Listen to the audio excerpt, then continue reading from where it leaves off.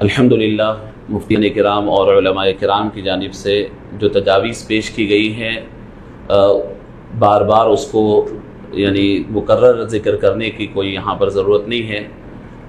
حضرت مولانا مفتی تجمل صاحب نے جو تجاویز پیش کیے ہیں میں بھی وہی ان تجاویز کو لکھ کر لایا تھا، اس کو پھر ریپیٹ کرنا نہیں چاہتا۔ شادی کو آسان کرنے اور نکاح کو آسان کرنے کے حوالے سے ایک تجویز ہم اگر کوشش کر سکے تو شادی اور ولیمے کو ایک ہی دن انجام دینے کی یہ کارروائی، یہ ترغیب ہم دلا سکتے ہیں۔ عصر میں یا ظہر میں نکاح ہو جائے اور پھر رات کا جو آپ طعام کا نظم کر رہے ہیں اس کو ولیمے کا نام دے دیں تو ایک دن کی بھی کمی ہو سکتی ہے اور پھر اس طریقے سے آسانی بھی ہو سکتی ہے۔ یہ ایک تجویز ہے۔ اور دوسری چیز جو آپ نے فرمایا بارہا کہ وقف بورڈ کو اس کے اوپر پابند بنایا جائے، اس لیے کہ وقف بورڈ کے پاس قوت نفاذ ہے۔ تمام نکاح کے سیاحجات وہاں سے جاری ہوتے ہیں، قاضی حضرات وہاں پر ٹچ ہوتے ہیں اور ان کو ضروری ہے وہاں سے اجازت نامہ۔ تو ہم تمام کی تجویز اور باضابطہ طور پر وقف بورڈ کو جو یہاں پر طے ہو، جو مسلم پرسنل لا بورڈ کی جانب سے طے ہو، متفقہ طور پر دے کر وقف بورڈ اگر وہاں سے پابند کرتا ہے قاضی حضرات کو، اور پھر ایسے ہی نکاح شادی خانوں کی جو انتظامیہ ہے ان سے ہماری ملاقات ہو کر ان سے اگر بات چیت ہو تو یہ کام بڑا آسانی سے ہو سکتا ہے۔ میں دوسرے موضوع کے اوپر غیر مسلم لڑکوں سے نکاح کے موضوع پر کچھ بات آپ سے عرض کرنا چاہتا ہوں۔ نکاح مسنون کے متعلق تو آپ نے سنا، اس موضوع سے متعلق میں اس لیے عرض کرنا چاہتا ہوں کہ سن 2002 سے ہم اس معاملے میں کام کیے ہیں اور پریکٹیکل طور پر فیلڈ پہ اتر کر کام کیے ہیں۔ لڑکیوں کا اس وقت مسلم لڑکیوں کا غیر مسلم لڑکوں سے نکاح کی جب بات ہم کیے، میں شاہی مسجد باغ عامہ میں کیا تو اس وقت علماء کے لیے اور پھر عوام کے لیے بھی بہت عجیب بات تھی، وہ ماننے تیار نہیں تھے اور یہ کہتے تھے کہ ہماری لڑکیوں کے اوپر آپ الزام لگا رہے ہیں، یہ ممکن نہیں ہے، جبکہ میرے پاس پورا سروے موجود تھا۔ 2002 سے ہم نے کام کیے اور لڑکیوں کے گھروں تک ہم نے پہنچا، ان کو ایک ایک کیس اسٹڈی میرے پاس آج بھی موجود ہے اور اس وقت کے پورے علماء، مشائخ، سیاسی قائدین سب کے پاس ہم نے پہنچ کر کے اس کا ذکر کیا تو بہت تلخ تجربے ہم کو ہوئے، میں اس کا ذکر کرنا نہیں چاہتا، لیکن وجوہات کیا ہے وہ آپ غور کیجئے۔ کوئی لڑکی مسلم گھرانے کی جس کے کان میں اللہ اکبر کی اذان دی جاتی ہو، وہ ایسے ہی اٹھ کے غیر مسلم کو اپنے آپ کو غیر مسلم کے حوالے نہیں کرتی، اس کے بڑے وجوہات ہیں۔ سازشیں اپنی جگہ ہے، کمزوریاں ہماری بھی اپنی جگہ ہے۔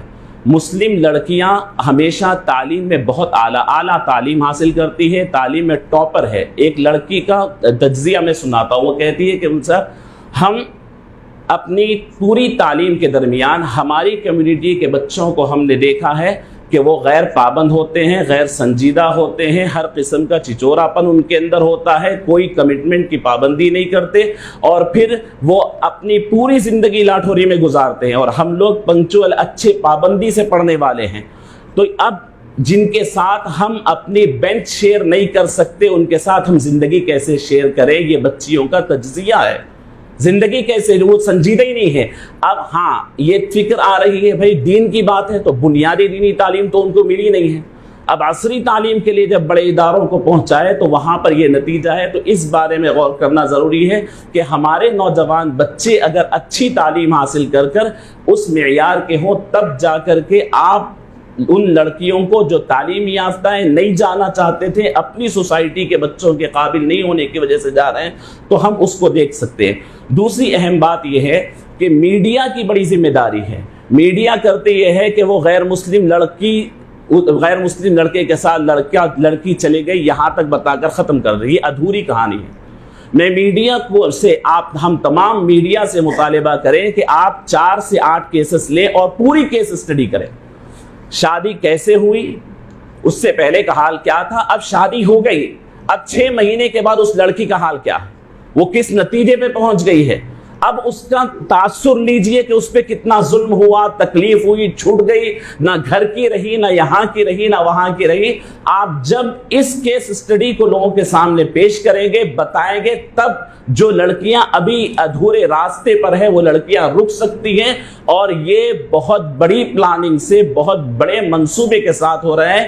میں آپ کو عرض کروں کہ یہ صرف بھاگم بھاگی نہیں ہے، اب اتنی جرت ہے کہ دارالفتہ جامعہ نظامیہ کے اندر میرے استاد مفتی قاسم صدیقی صاحب کے ساتھ میں بھی بیٹھا ہوا ہوں، ایک غیر مسلم شخص پوری بٹو لگایا ہوا آتا ہے اور ساتھ میں اپنی برقع پہنی ہوئی بیوی کو لاتا ہے، 2 بچوں کو لاتا ہے اور کہتا ہے یہ میری بیوی ہے، یہ میرے 2 بچے ہیں، آپ کی شریعت کہتی ہے کہ اس کو ان کے باپ کے وراثت میں جائیداد میں حصہ نہیں ملے گا۔ کیسا نہیں ملے گا بتائیے؟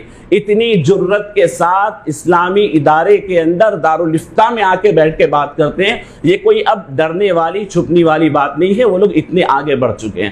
تو اس کے لیے ہم کو باضابطہ طور پر اور سنجیدگی کے ساتھ غور کرنی ہے۔ آخری بات میں عرض کرنا چاہتا ہوں کہ ہم لوگ جب علماء جب بات کرتے ہیں تو قرآن اور حدیث سے بات کرتے ہیں۔ قرآن مجید میں اللہ نے فرمایا فذکر بالقرآن من یخاف وعید، جو آخرت کا ڈر رکھتا ہے اسے قرآن سے سمجھاؤ۔ آخرت کا ڈر اکثر لوگوں میں ختم ہو چکا ہے۔ آج بات کیجئے تو لاجک کی بات کیجئے، آپ بتائیے کہ آپ کی لڑکی کا اس طور پہ یا لڑکے کا یہ نکاح سے آپ کے نقصانات، فائنینشیل نقصانات کیا ہو رہے ہیں، آپ کتنے مقروض ہو رہے ہیں۔ آپ لاجک کی بات کیجئے، بعد میں جا کر کے شریعت کی بات۔ آج قرآن کی بات اور حدیث کی بات وہ ماننے ہی تیار نہیں ہے، سننے ہی تیار نہیں ہے۔ تو بہرحال یہ چند باتیں میں آپ حضرات کی گوشگزار کیا۔ اللہ رب العزت اس اہم مرحلے میں ہمیں نیک توفیق نصیب فرمائے اور عمل کی توفیق نصیب فرمائے۔ جزاک اللہ۔